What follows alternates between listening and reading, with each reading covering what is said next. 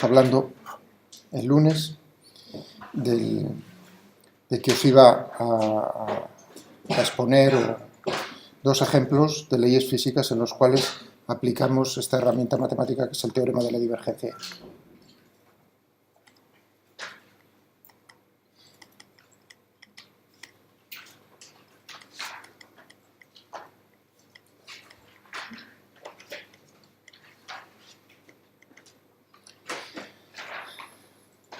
Estamos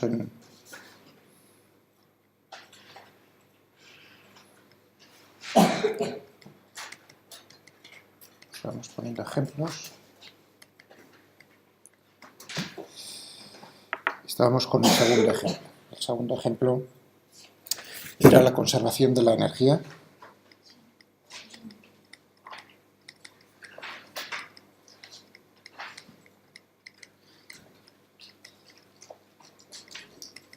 Tal y como lo expresamos y que veréis muy en detalle en la asignatura que tenéis en segundo de termodinámica.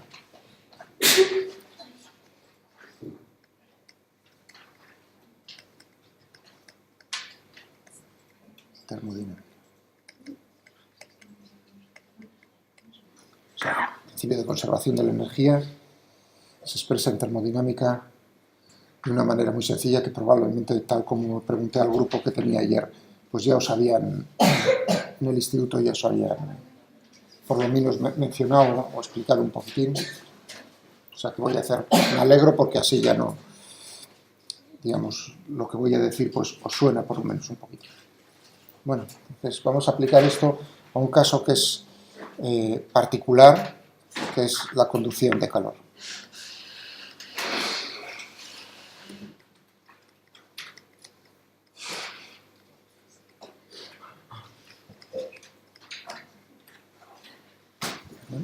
Y vamos a llegar entonces, gracias a la ayuda del teorema de la divergencia o de Gauss, vamos a llegar a una ecuación que es muy importante, que es la ecuación de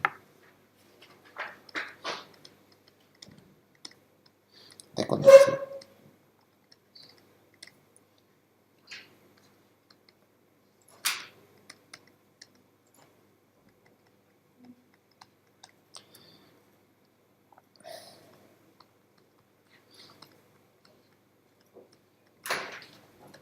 Si miráis en Wikipedia, fijaos si es importante que la llaman la ecuación de...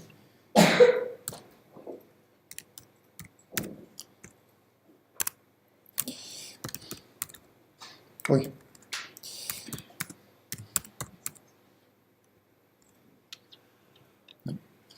Pues a esta ecuación vamos a llegar nosotros.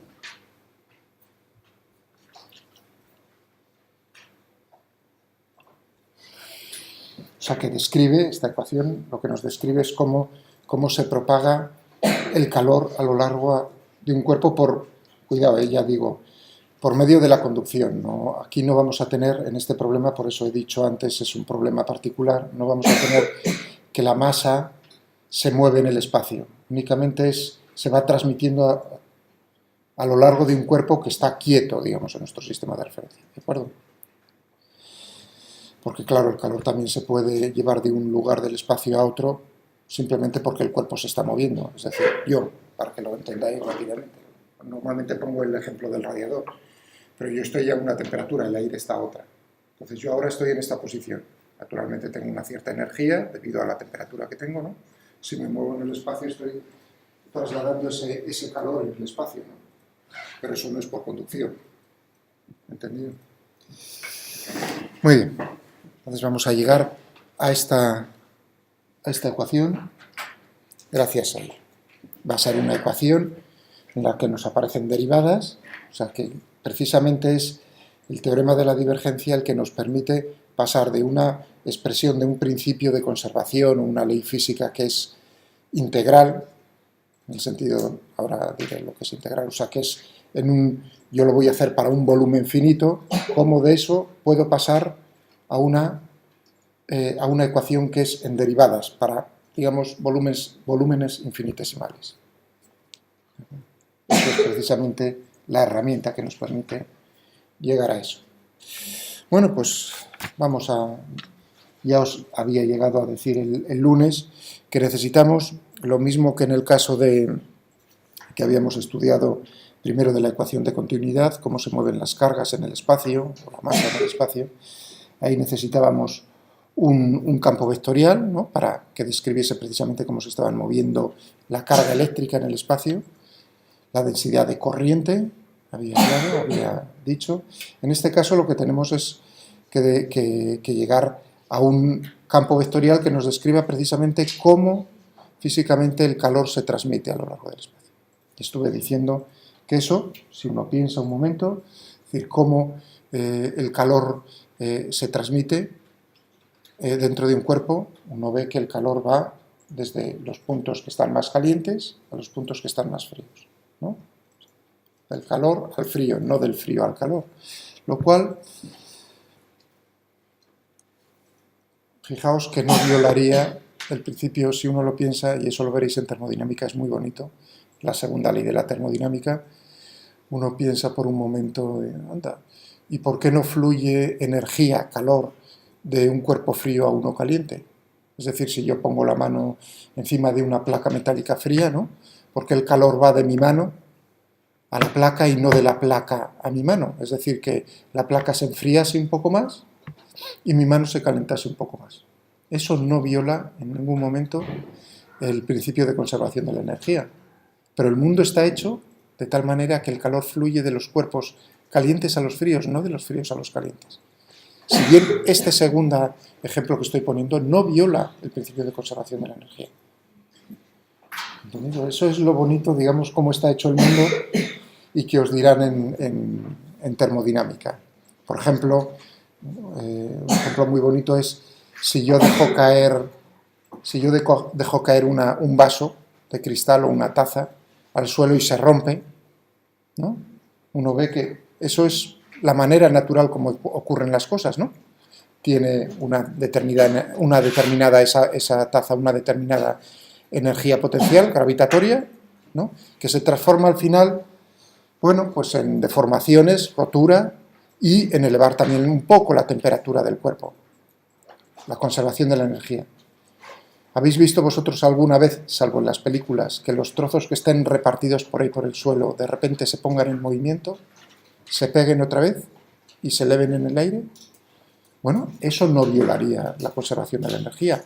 Bajaría un poco la temperatura del cuerpo, pues, de tal manera que la energía que tenemos inicialmente sería la misma que teníamos finalmente. O sea que fijaos que aquí el pequeño detalle, la conservación de la energía no dice por qué el calor fluye de cuerpos calientes a fríos, sino que la cantidad de calor tiene que permanecer, digamos, o sea, lo que pierde uno es lo que gana el otro. Eso es lo que nos está diciendo ese principio de conservación. Pero bueno, tenéis que esperar un poco a la termodinámica. O si ya habéis pasado por ella, pues recordarlo un poquito. Muy bien. Entonces, ese hecho de que el calor fluye de los cuerpos calientes a los fríos y además de qué manera fluye en el espacio en la dirección donde precisamente el crecimiento es mayor. Eso viene dado por el vector gradiente. O sea que la dirección y sentido a lo largo del cual fluye el calor, la energía térmica, viene dado por el gradiente de temperatura.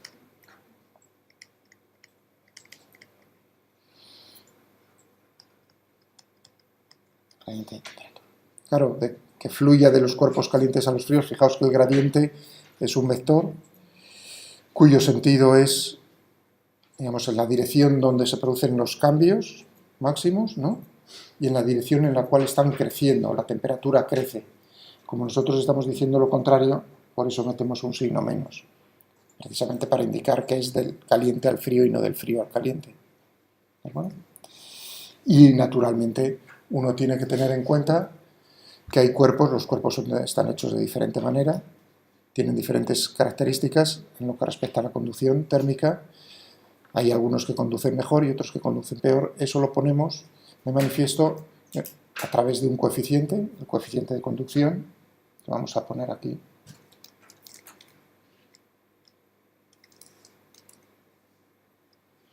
Que voy a llamar K-. Conductividad.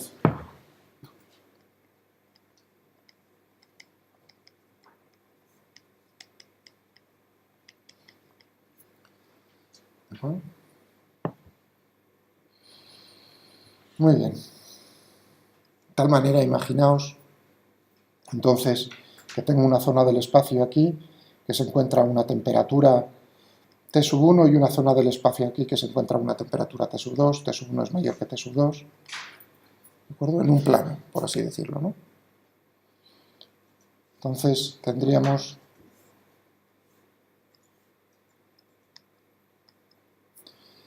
que este vector que estoy poniendo ahí tiene esta dirección en el espacio y este sentido en el espacio.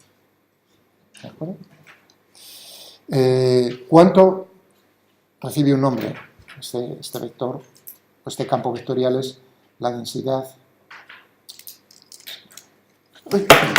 Que se me cae.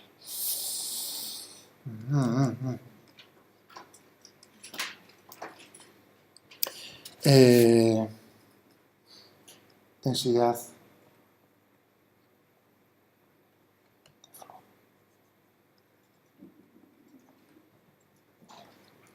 de flujo. Lo mismo que teníamos la densidad de corriente, aquí tenemos la densidad de flujo. De tal manera que el flujo de calor a través de una superficie, por ejemplo, lo más sencillo, una superficie plana, como hacía el otro día, ¿no? Si la pongo perpendicularmente, simplemente tendríamos esta superficie imaginaria, S, entonces es simplemente el producto de este vector, el producto, en este caso sería el módulo de este vector, en cada uno de estos puntos tengo el mismo vector, por el área considerada. ¿De acuerdo? Si nosotros giramos la superficie,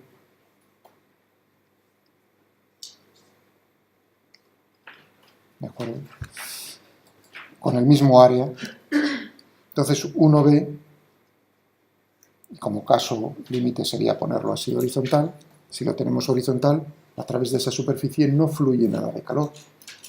Es decir, que el ángulo, la orientación con respecto al gradiente de temperatura es importante. Es decir, otra vez volvemos a lo que os expliqué el otro día acerca del flujo. El flujo a través de una superficie viene dado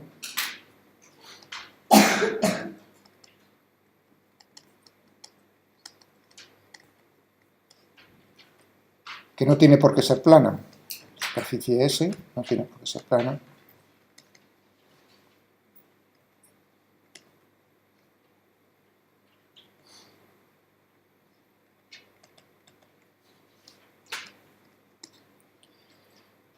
Viene dado por flujo, sí.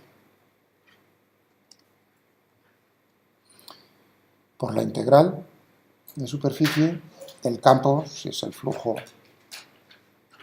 en este caso, como es el campo,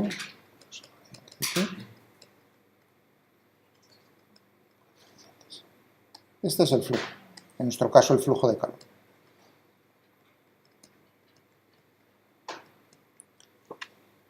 Es decir, fijaos, nos está diciendo cuánta energía está atravesando esa superficie, eso es lo que estamos calculando, cuánta energía está atravesando esa superficie por unidad de tiempo, es decir, unidades del flujo de calor, energía, dividido por unidad de tiempo, ¿no? Es decir, que el flujo de calor viene dado en vatios. ¿Cuántos vatios está atravesando esa superficie? Tantos julios por segundo está atravesando esa superficie. De tal manera que entonces las unidades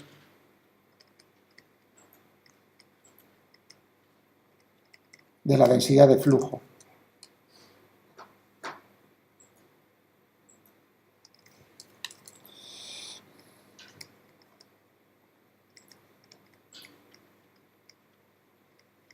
De flujo de calor, o sea, de estos, ¿cuáles serán?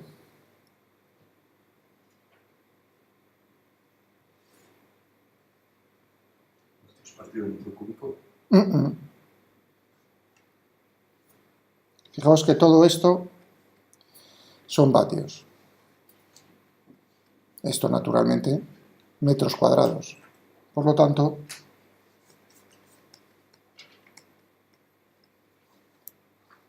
vatios por metro cuadrado. Fijaos que el otro día, a ver si lo encuentro, un segundín, en Wikipedia, rápidamente.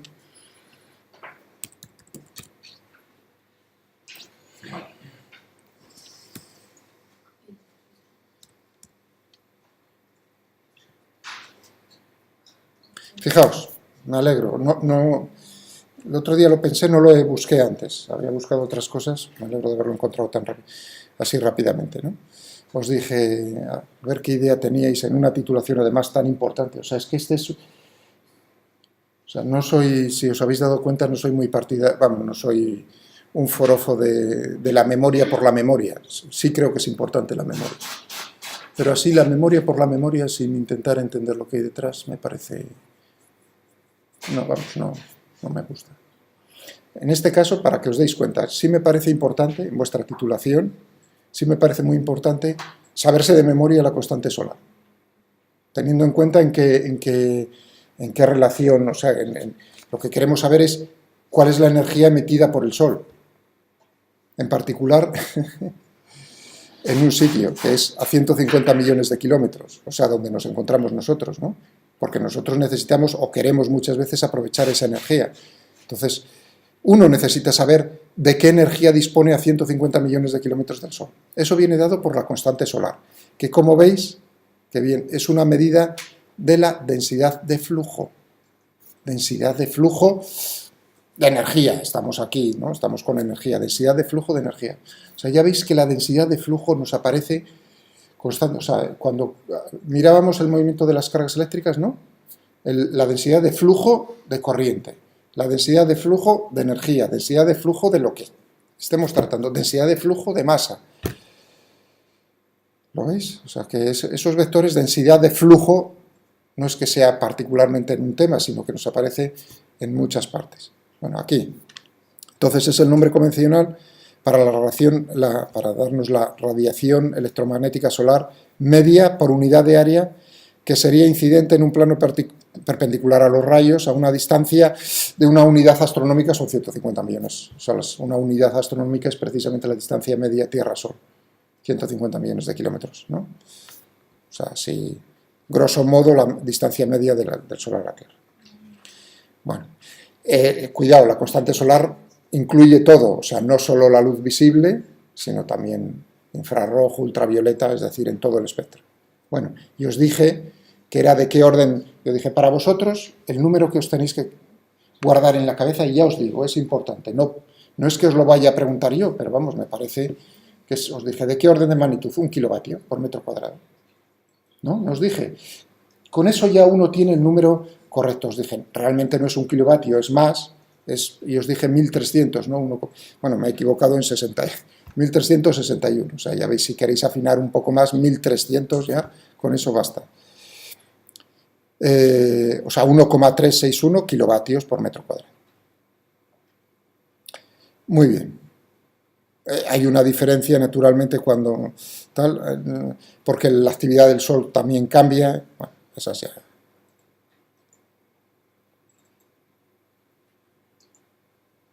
Bueno, me alegro de haberlo encontrado. Sigamos. Entonces ya veis cómo nos aparece el flujo ahí también. Lo que pasa es que ahí la energía se está transmitiendo en el espacio no por conducción térmica, sino por la radiación electromagnética. las ondas electromagnéticas transportan energía cuando se están moviendo. Eso ya lo veremos más adelante. Bien, entonces ahora el problema es el siguiente, es plantear ese principio de conservación. ¿Y cómo lo vamos a hacer? Pues primero de una manera integral, es decir, a lo grande. Cojo un volumen en el espacio dentro de ese cuerpo que estoy considerando. ¿De acuerdo?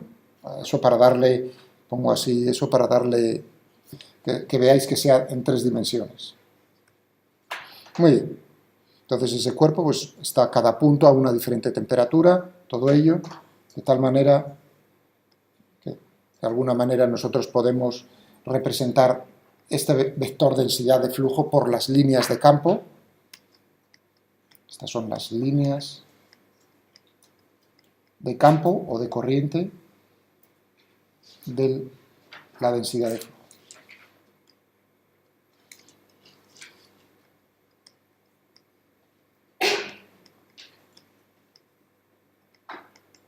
Bueno, tenemos esta superficie que llamamos S y que engloba un volumen V.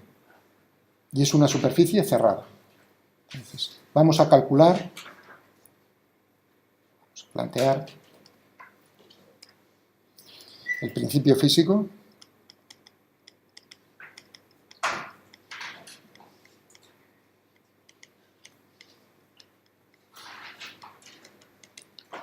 de una manera que es lógica, que es el flujo neto de calor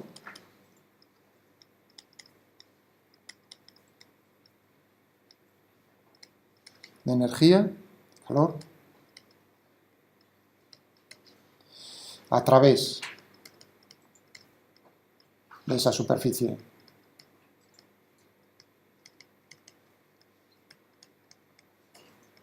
que es cerrada, de esa superficie cerrada, ese ¿a qué va a ser igual?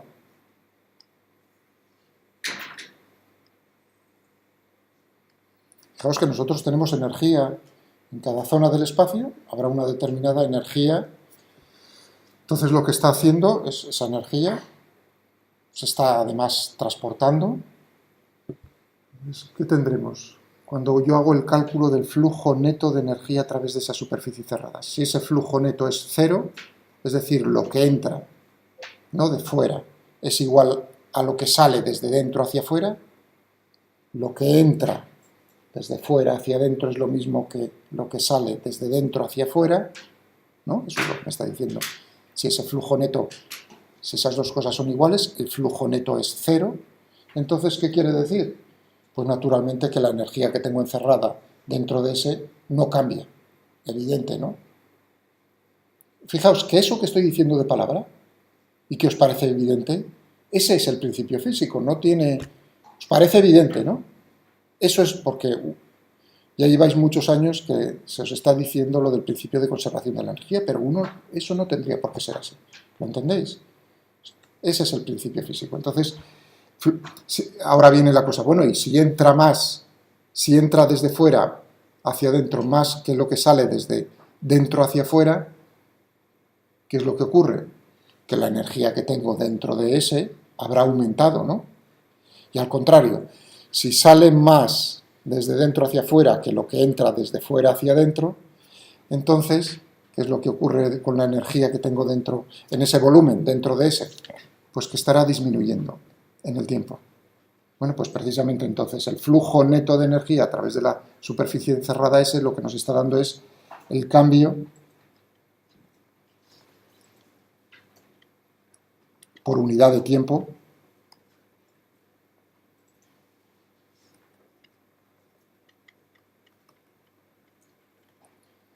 de energía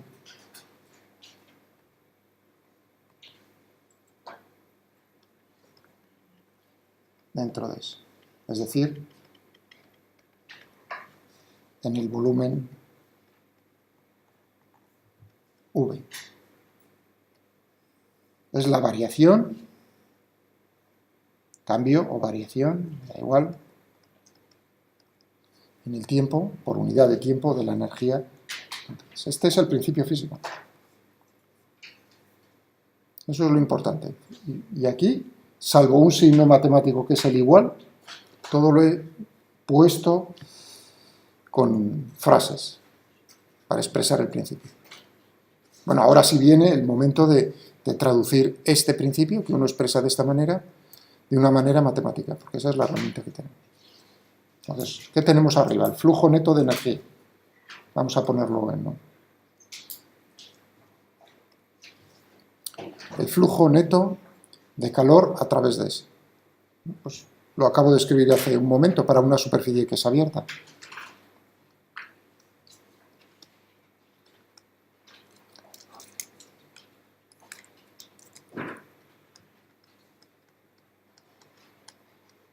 Gradiente de T. Lo pongo así como, digamos, entre paréntesis para que veáis que lo estoy considerando así. Este es el vector multiplicado escalarmente por diferenciales. Este es el flujo. El flujo. Ah, por cierto, antes de que se me olvide, que antes andaba con las unidades. ¿Me sabríais decir, fijaos, hemos visto cuál es el flujo de calor, la densidad de flujo, las unidades, ¿no? Vatio dividido por metro cuadrado. ¿Cuáles serían las unidades de la conductividad?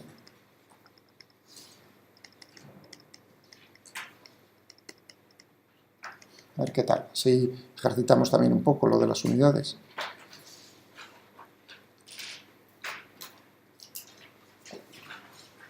A ver.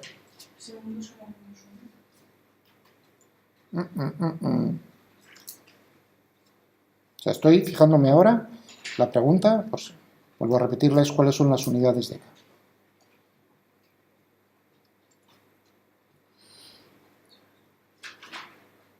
Me saldo un momento. Tenemos del vector densidad de flujo, las unidades serán vatio dividido por metro cuadrado, ¿no? Vale. Y ahora la pregunta es, tengo dos magnitudes físicas multiplicando, ¿no? La de K y el gradiente de T. Y esas, ¿no? Las unidades de una por las unidades de otra me dan vatios dividido por metro cuadrado. Si yo sé cuáles son las unidades del gradiente de T, por eso lo hago, porque es importante que os deis para lo que es el concepto de gradiente. O sea, no es que lo haga así, digamos, ¿no? Sino es como otra vez incidir, a ver si se están dando cuenta del significado del gradiente. Son cambios en el espacio de algo, pero no solo es lo que cambia, sino cómo de rápido, entre comillas, está cambiando según nos movemos en el espacio. Ambas cosas. O sea, no es la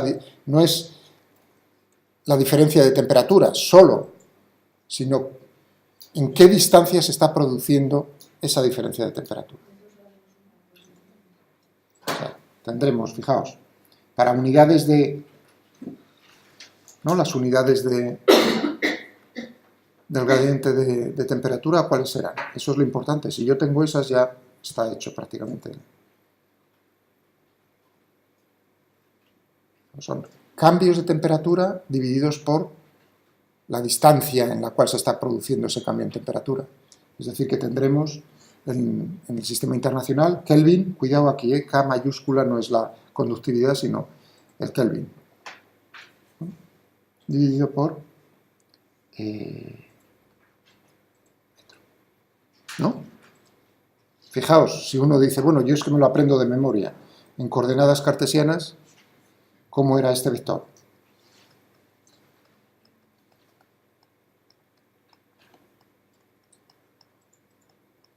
¿No? Si uno mira y dice, anda, pues ¿qué tengo aquí? Naturalmente unidades de temperatura, Kelvin, y aquí ¿qué tengo? Unidades de longitud, metro. Es decir, que las unidades son Kelvin dividido por metro. Bueno, pues ya estamos casi prácticamente. Si lo que tengo es vatios dividido por metro cuadrado, tiene que ser igual a las unidades de la conductividad.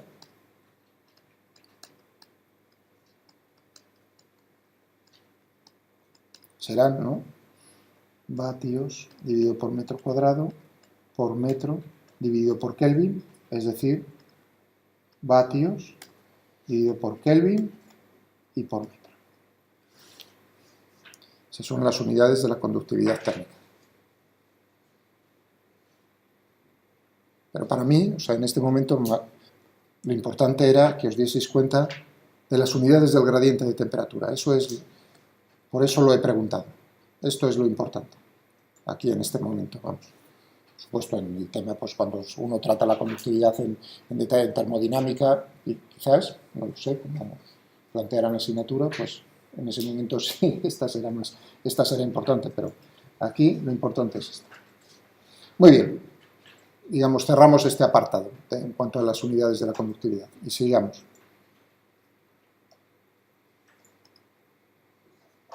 O sea que estábamos con el flujo a través de la superficie cerrada.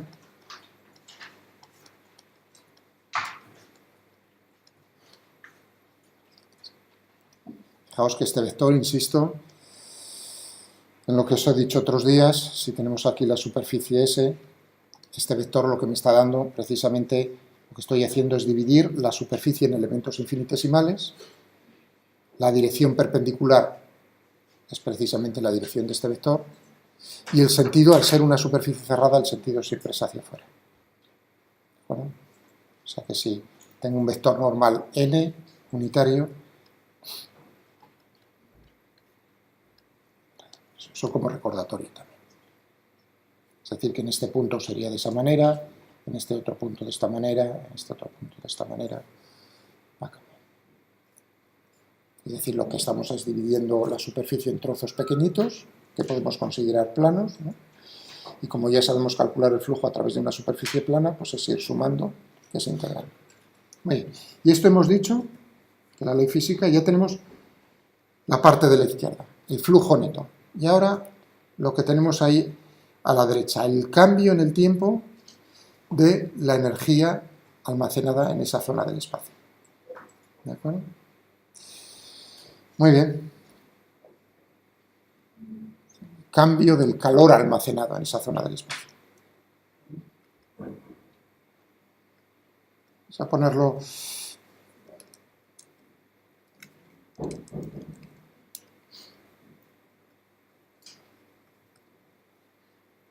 de esta manera, ¿no? Fijaos que el signo menos, ¿qué significado físico tiene? Fijaos que si el flujo neto es positivo, tal como tomo yo el vector normal, si el flujo, esto de la izquierda, la integral, es positivo, quiere decir que sale más que lo que entra. Por lo tanto, está disminuyendo, disminuye. Por eso el signo negativo. ¿De acuerdo? Ese es el sentido físico.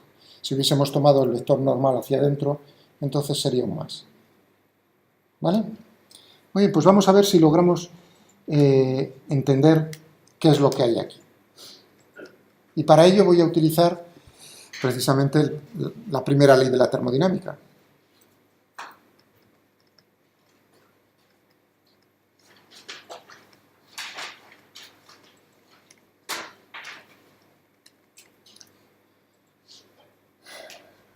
¿Recordáis que si yo a un cuerpo, a un sistema, no a un cuerpo? Esto se dice mucho en termodinámica. A un sistema es un conjunto de cuerpos, por ejemplo, ¿no? Yo le doy una cantidad de calor que denoto por U. Esa cantidad de calor, ¿en qué se va, entre comillas, a invertir? Por un lado, en aumentar la energía interna, ahora dejo caer la palabra, la energía interna, el calor que le doy al sistema. Esta es la energía interna, el delta significa los cambios en la energía interna. ¿Qué es lo de interna?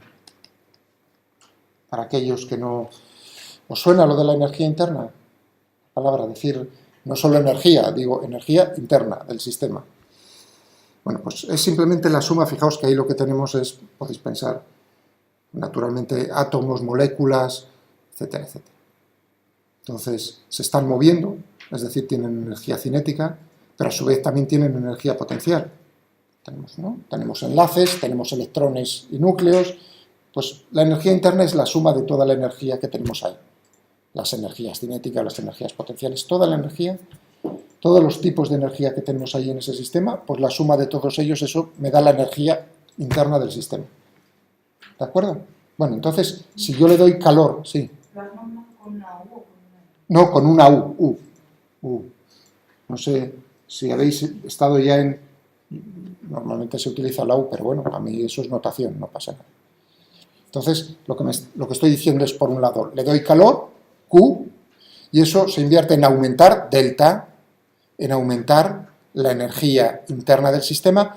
Bueno, y en termodinámica, por eso también lo hago, para ir recordando cosas que son importantes en física y que os pueden ayudar en la asignatura del segundo, de termodinámica. Pero no solo eso, sino que además ese sistema puede realizar un trabajo sobre su entorno. Y eso lo denoto por la letra W. Cuidado, esto es una convención de signos. Este es el trabajo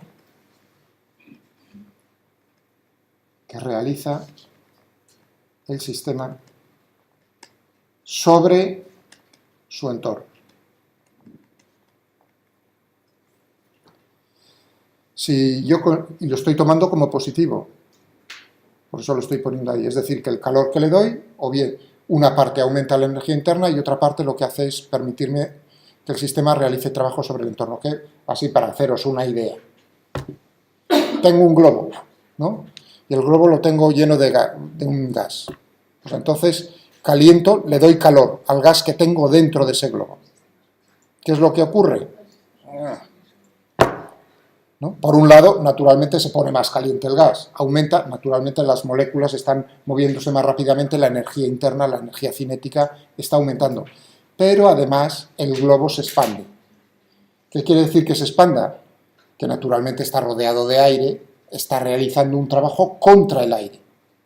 Tiene que desplazar el aire, ¿no? Por lo tanto, está realizando un trabajo. Si el globo fuese rígido, las paredes del globo, entonces no tiene una expansión, no realiza ningún trabajo, todo el calor que le estemos dando al globo, al gas que tenemos dentro, se va a invertir únicamente en elevar la temperatura del globo, la energía interna del globo, ¿entendéis? Pero bueno, ahora viene es importante que veáis que se pueden hacer dos cosas, ¿entendido? En nuestro caso, en lo que estoy yo tomando, que va a ser una superficie cerrada, un elemento, un trozo de un cuerpo, que tiene un volumen V, ni S ni V van a cambiar. Eso quiere decir que este término no lo voy a tomar como cero, naturalmente. No es que lo desprecie, sino que voy a considerar que es cero. Bueno, pero todavía no lo voy a hacer cero. Esto es si yo le doy una cantidad de calor finita. Eleva en una cantidad finita la energía interna y se puede realizar un trabajo. Esta convención, por cierto, esta convención de signos, tomar el trabajo como positivo cuando es el sistema el que lo realiza sobre el entorno, es la convención clásica de Clausius. ¿Os suena? ¿La persona Clausius? ¿No? Entonces no. Pero naturalmente hay otras convenciones que también se utilizan, que es considerar como positivo el trabajo que realiza el entorno sobre el sistema. En ese caso, el trabajo estaría como positivo a la izquierda de la igualdad. Tened cuidado, no sé, cuando vayáis en ese momento, si lo tengo a la derecha o a la izquierda es importante, sabiendo, o sea, es importante si es el sistema el que realiza trabajo sobre el entorno sobre el sistema. Entonces, o bien lo tienes a la derecha o a la izquierda. Aquí me va a dar igual. Bueno, si la cantidad de calor que le doy es infinitesimal, entonces, naturalmente, todas estas cantidades son infinitesimales. Fijaos que lo estoy poniendo como infinitesimal porque si os estáis dando cuenta aquí, tengo una cantidad infinitesimal.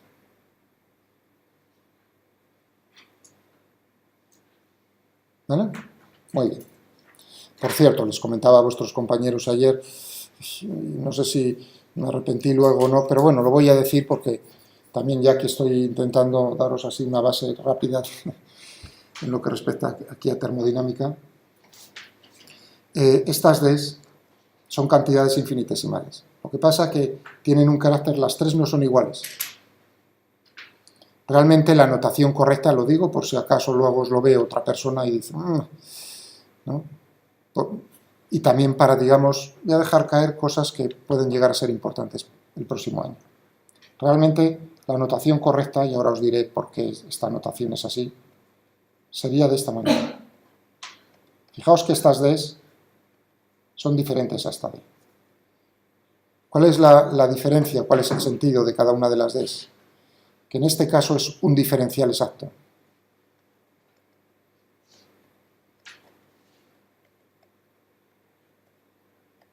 Y estas D son lo que se llaman diferenciales inexactas.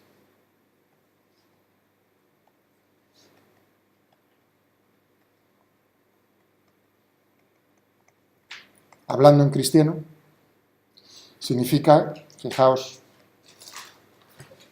en este trabajo infinitesimal, el trabajo infinitesimal depende en general, o el trabajo depende del camino seguido, ¿no? ¿Sí o no? Sí, depende. En general, cuidado, ahora estáis pensando, bueno, hay veces que no. Sí, pero eso es un caso particular para fuerzas conservativas. En general, el trabajo depende del camino seguido. Es decir, en el caso de termodinámica, ¿cómo llevas un sistema de un estado a otro estado? Todavía un poco más concreto, tenéis un cilindro de un motor de combustión con un pistón, ¿no? Y el pistón tiene una pared rígida, pero una pared es móvil, eso es el pistón. Entonces, tenéis dos estados, uno con una compresión del pistón, del cilindro, y otro, pues, por ejemplo, que se ha descomprimido, se ha movido ¿no? Pasar de un estado a otro, hay infinitas posibilidades, como llevar el pistón muy lentamente, muy rápidamente, dando 20 vueltas. Bueno, ahí el trabajo es precisamente, tendríamos que ver el trabajo al llevar el pistón desde una posición, desde un estado del cilindro hasta otro estado. Bueno, pues ese trabajo puede depender del camino. ¿Entendéis lo que os quiero? Del camino es de cómo lo llevo yo. ¿Lo llevo muy rápidamente? ¿Lo llevo muy lentamente? ¿Lo llevo dando 20 vueltas? O sea que en general el trabajo depende del camino. Mientras, eso es lo que se conoce como una diferencial inexacta. Cuando depende del camino es inexacto. No es que sea aproximada la cantidad, sino que tienes que decir cómo lo estás llevando. Mientras que una diferencial exacta, por ejemplo aquí en la energía interna, esa es independiente del camino seguido. ¿De acuerdo? Únicamente depende del estado inicial y del estado final. Eso es la diferencia entre una y otra. Y con eso ya he terminado el rollo y espero no os pido que... Pero bueno, así ya vais cogiendo, porque además, como veis, tiene relación directa con lo que son fuerzas conservativas, el trabajo a lo largo de un determinado camino, es independiente del camino, no es independiente del camino, todo eso, fijaos aquí en la anotación cómo se refleja. Yo no lo necesitaría, o sea, con esta... Por eso estaba dudando ahora, digo, les dejo la anotación. Dije, bueno, me voy a arriesgar a darles más información de cómo es. Da igual una que otra.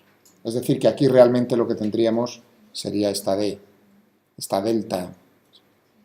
Bien, sigamos.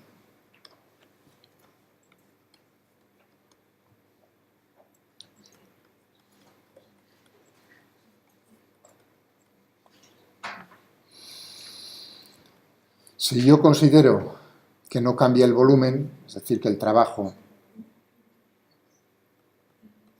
es cero, entonces todo el calor, digamos que tengo almacenada en esa zona del espacio, las variaciones de calor son simplemente variaciones en la energía interna.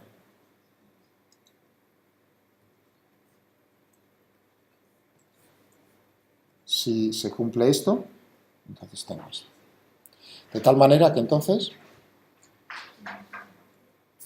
el principio de conservación de la energía lo que me está diciendo es que el flujo neto de calor a través de la superficie cerrada S va a ser menos la variación de la energía interna con respecto al tiempo. Esta es... Bien. Ya solo me falta relacionar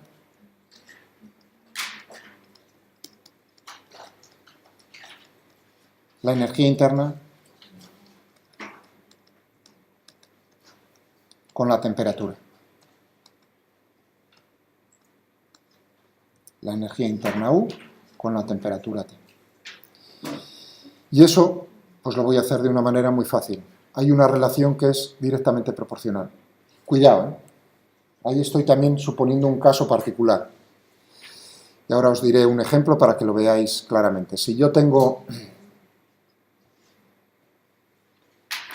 agua líquida, ¿no? Agua.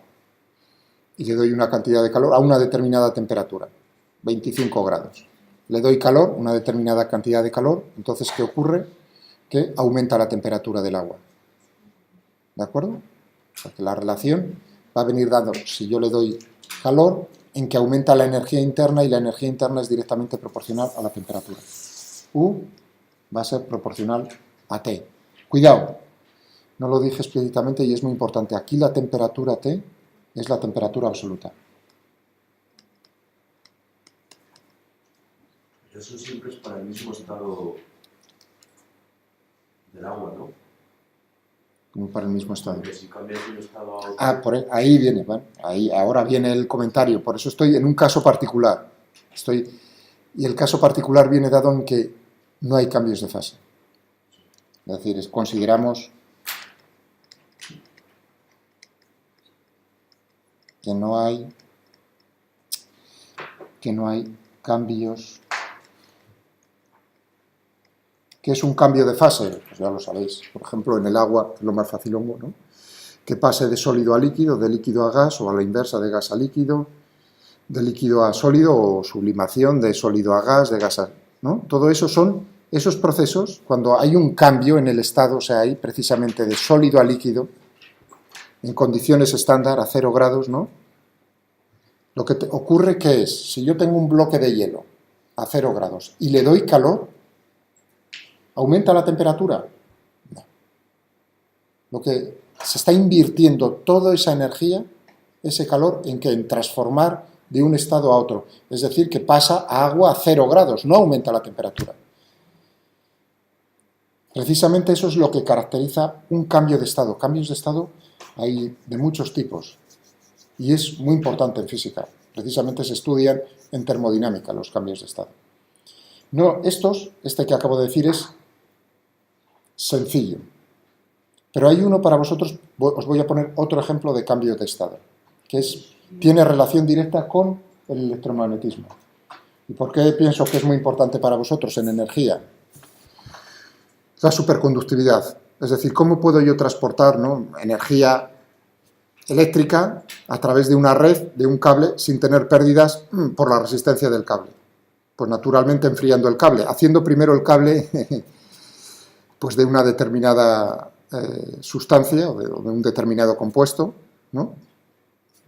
Y entonces ese compuesto se comporta de tal manera que si tú lo enfrías a una determinada temperatura, por debajo de una determinada temperatura, se produce un cambio de fase. Y ese cambio de fase es magnético. De tal manera que justo es como un escalón, el comportamiento es radicalmente diferente. Pasa a tener resistencia cero.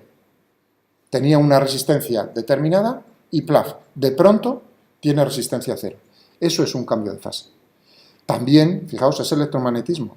También el comportamiento magnético de ese material cambia radicalmente. ¿Entendido? O sea que los cambios de fase no es solo decir, anda, pasa de sólido a líquido. No, no. En ese caso no os preocupéis que el material era sólido. Y sigue siendo sólido al bajar la temperatura. Pero su comportamiento magnético es diferente. O sea que hay de muchos tipos. Claro, lo que uno intenta es que esos cambios de fase sean a temperaturas lo más altas posibles. Ese era el tema de moda cuando yo estudiaba. En los años 80, lo de la superconductividad era... ahora es el cambio climático, ¿no? En física o cosas, ¿no? Pues hay temas de moda, iba a decir. Vienen, van, todos. La superconductividad estaba, de supermoda. ¿Por qué? Pues porque precisamente lo que se buscaba era, primero, entender la base física de ese cambio de fase. O sea, no decir que solo que se produce, sino por qué se produce. Claro, para eso hay que saber física cuántica, o sea, es muy difícil. No creéis que está bien entendido del todo. Hay modelos físicos que lo explican, pero bueno, no es fácil.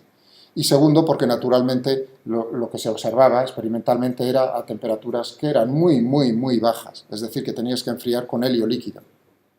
Y el helio líquido, o sea, 4 Kelvin, naturalmente es una temperatura un poco demasiado baja y muy caro de conseguir, porque el helio líquido es muy caro, iba a decir. Entonces lo que se intentaba es temperaturas más altas. Entonces se probaron otros compuestos y lograbas pues aumentar, y no sé ahora mismo a qué temperatura está el récord. Si lo sabéis me lo decís, porque ya no, ahora mismo naturalmente con el tiempo se logran temperaturas más altas, naturalmente todavía bastante lejos de la temperatura ambiente. Eso sería una bomba. Una bomba en el sentido de la persona que consiga un compuesto para el cual se produce superconductividad a temperatura ambiente, 0 grados o 20 grados Celsius. Iba a decir, ese por supuesto es de una utilidad tan masiva que, bueno, revolucionaría todo. ¿Queríais preguntar algo por ahí detrás? ¿No? Me parece. ¿Por qué no aumenta la temperatura? Precisamente porque toda la energía se está invirtiendo en que cambie el estado.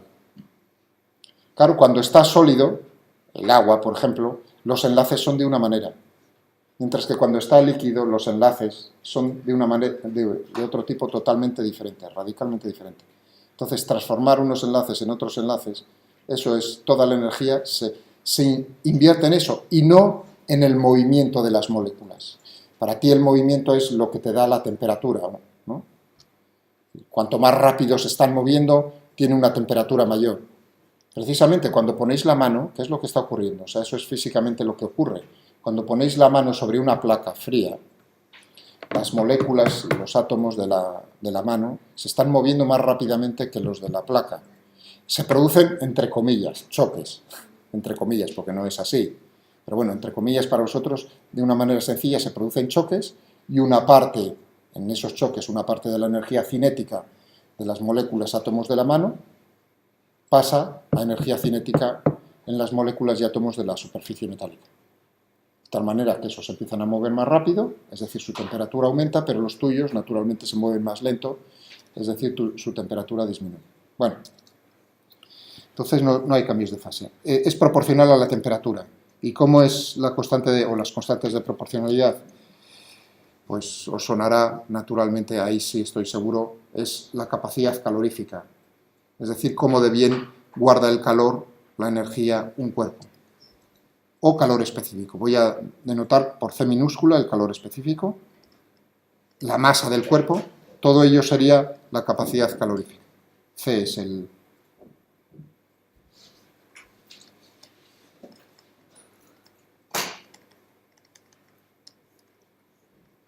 calor específico, es decir, cuál es la energía necesaria, el calor necesario que hay que dar a 1 gramo o a 1 kilogramo de material para que aumente su temperatura en 1 Kelvin. Eso es lo que me dice el calor específico, y esta es la masa. Para nosotros será la masa encerrada en esa superficie S, o sea, en el volumen V. Bueno, pues esta es la relación que vamos a tener, siendo T la temperatura absoluta. Es decir, que vamos a tener que cambios en la energía interna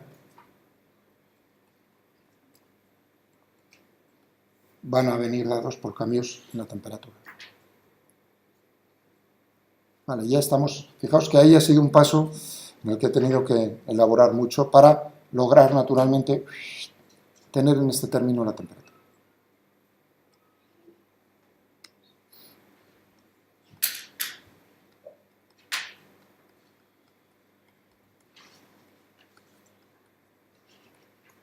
El flujo neto de calor entonces será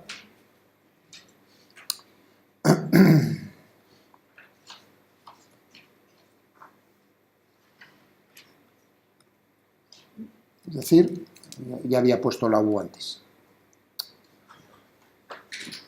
Es decir,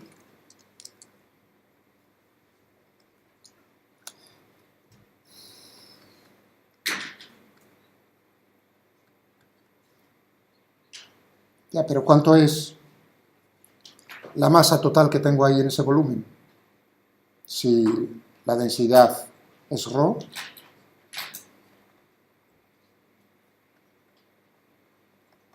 densidad volumétrica. Entonces tendremos que esto es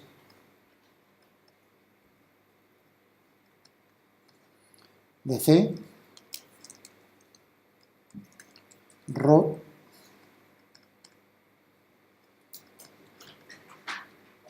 un volumen infinitesimal y la temperatura. Simplemente la masa total sería integrar, ¿no?, ρ por diferencial de V. Vale, muy bien. Ya estoy diciendo que el V no cambia. No cambia. Eso significa que si V no cambia, la derivada con respecto al tiempo la puedo introducir dentro de la integral. Eso sí es matemáticas otra vez. Es decir,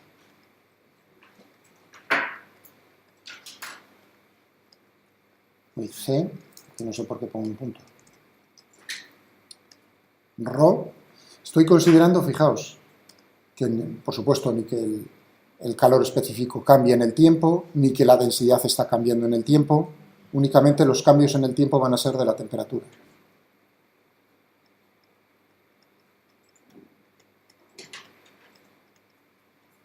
¿Por qué pongo las derivadas de t con el signo de derivada parcial? Porque naturalmente la temperatura es un campo escalar.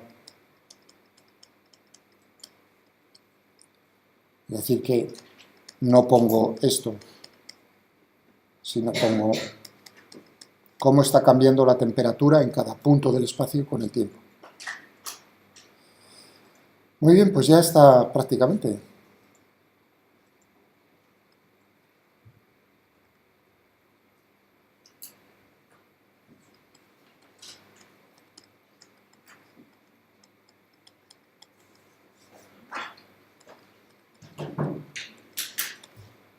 Sí, no menos, que no se me olvide.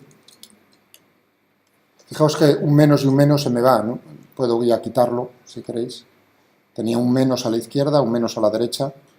Puedo ya eliminarlos y tendría aquí K, gradiente de T. Y va a ser igual. C, ρ.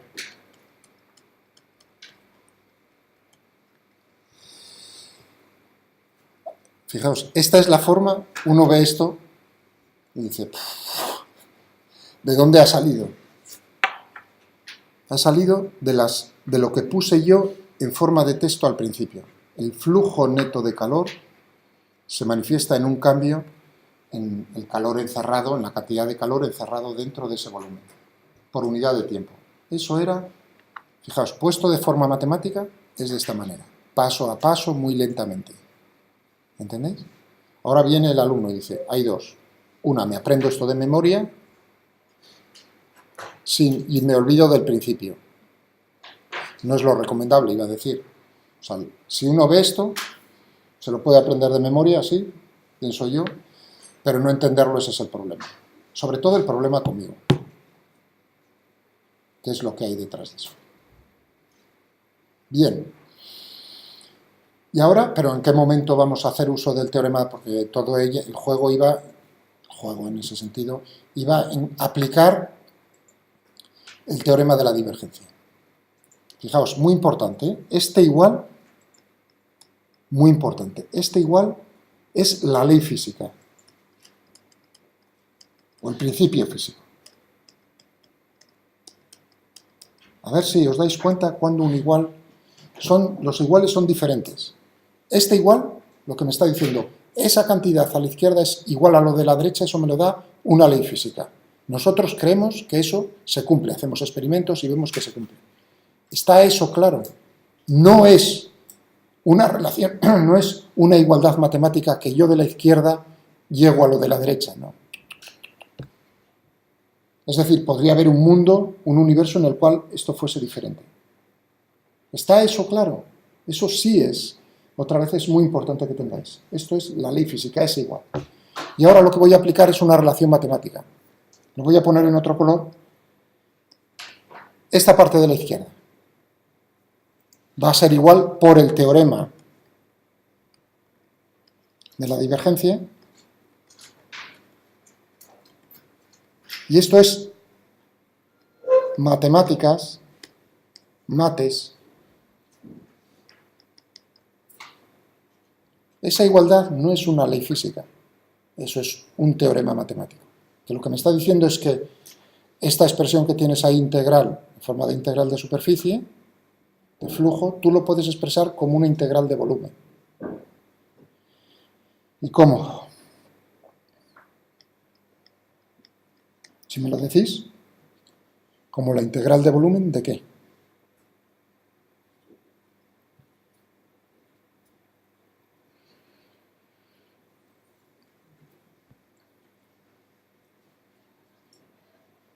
A ver. Fijaos, ahora viene el momento, otra vez es teorema de la divergencia de Gauss. ¿Me lo aprendo de memoria? Sí. Vale, demuéstramelo, que lo has entendido. Lo tienes aquí delante. No, tú dime qué escribo y yo te digo si es correcto o no. O sea, ahora mismo viene el momento de decir, ¿se lo han aprendido de memoria? Creo que sí, probablemente, sobre todo algunos.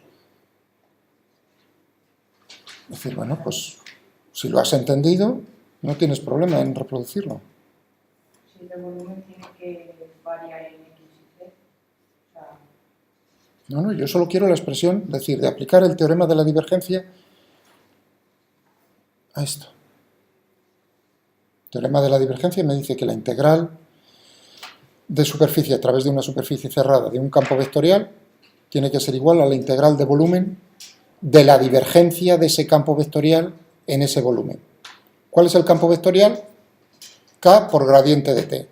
Por lo tanto, voy a ponerlo así, o si queréis ya con la... o voy a ponerlo con letras. La divergencia de K del gradiente de t. Ese es el teorema de la divergencia. Lo podéis poner con Nabla.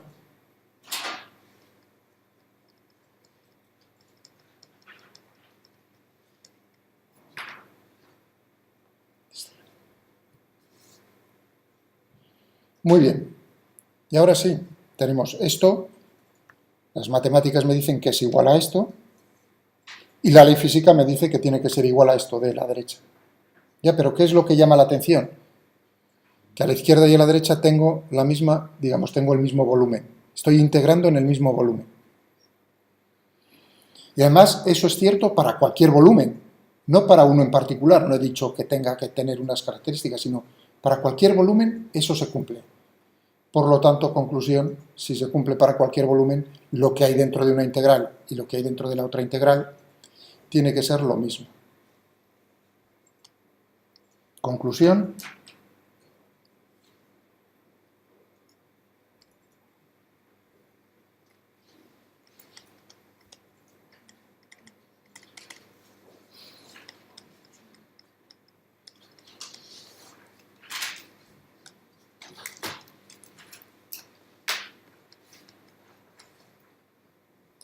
Tiene que ser igual.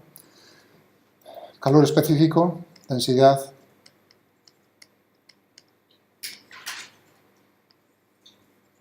Y como veis, lo que era una relación integral en volúmenes, superficies, se me ha transformado en una relación que es diferencial. Esta es una ecuación diferencial. Una ecuación en derivadas parciales.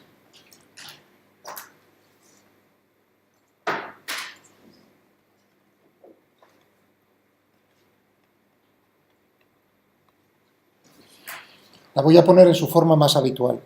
Esta es totalmente correcta. Esta es, fijaos, esta ecuación es muy general en física, muy importante. Es una, por cierto, se la llama, es una ecuación diferencial parabólica. Pero bueno, eso es matemáticas, ¿eh? Hay ecuaciones diferenciales parabólicas, hiperbólicas, las hay elípticas. El ejemplo, para que tengáis, fijaos, ya tenéis una ecuación diferencial parabólica, es la ecuación de conducción del calor o de difusión. Es la misma ecuación. Esta ecuación también describe cómo se difunde un gas en el espacio. Bueno, en ese caso no tendría T, sino que tendría como magnitud física la concentración. La concentración de esa sustancia, ¿no? Es así, o sea, fijaos, intercambio T por concentración y ya está. Tengo exactamente la misma ecuación. En vez de conductividad térmica tengo cómo se difunde, el coeficiente que me dice cómo de rápido se difunde en ese material, pero es lo mismo. Hiperbólica, una ecuación hiperbólica es la ecuación que es muy parecida a esta, que es la ecuación de onda. La ecuación de onda es una ecuación hiperbólica. Ya lo veremos cuando lleguemos al electromagnetismo al final. Espero puedo poneros esa ecuación. Bueno, voy a ponerlo en su forma más sencilla. La forma más sencilla es considerar que la conductividad es constante. Si K, cuidado, en ningún momento la conductividad tiene por qué ser constante dentro de un material.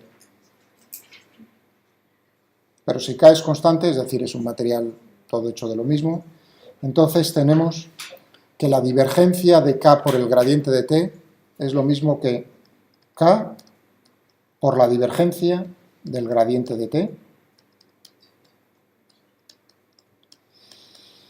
¿Y cuál es la divergencia del gradiente? El gradiente de T, ¿cuánto era? Lo había puesto antes, ¿no? El gradiente de T era un vector en coordenadas cartesianas con estas componentes. Y ahora, ¿cuál es la divergencia de todo esto? Tengo que hacer la derivada parcial en coordenadas cartesianas, la derivada parcial con respecto a x del primer término. ¿Cuál es? Pues naturalmente la derivada parcial segunda de t con respecto a x dos veces. Más la derivada parcial con respecto a y del segundo término. Anda, sí. Será también una cosa parecida, solo que con y. Perdón. Con respecto a y, dos veces. Más la derivada parcial segunda de t con respecto a z dos veces. Esto en coordenadas cartesianas. Este es este. Y eso recibe un nombre. La divergencia del gradiente recibe también un nombre. Se le llama laplaciano. Operador de Laplace, vamos.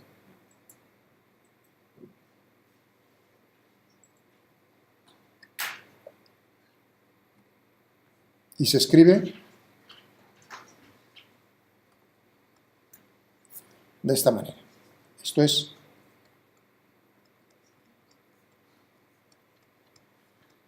de Laplace, la divergencia del gradiente.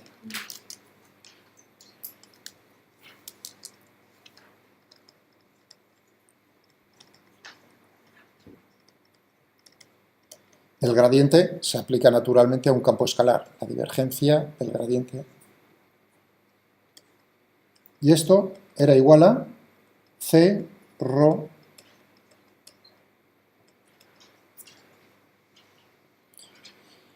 Bueno, tenemos ahí tres constantes, tres parámetros. Tenemos la conductividad, tenemos el calor específico y tenemos la densidad. Si yo los agrupo y pongo solo en función de un parámetro, entonces lo que tendré será K dividido por C rho y le voy a dar un nombre que es difusividad. Y lo voy a llamar alfa. Entonces la ecuación, y lo pongo si queréis todo, bueno, da igual a todos los términos, voy a poner todos los términos a un lado.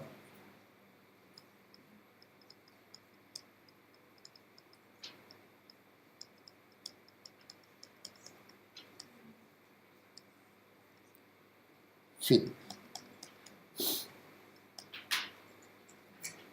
Esta es la ecuación, es muy importante. Ahora viene el problema de resolverlo, claro.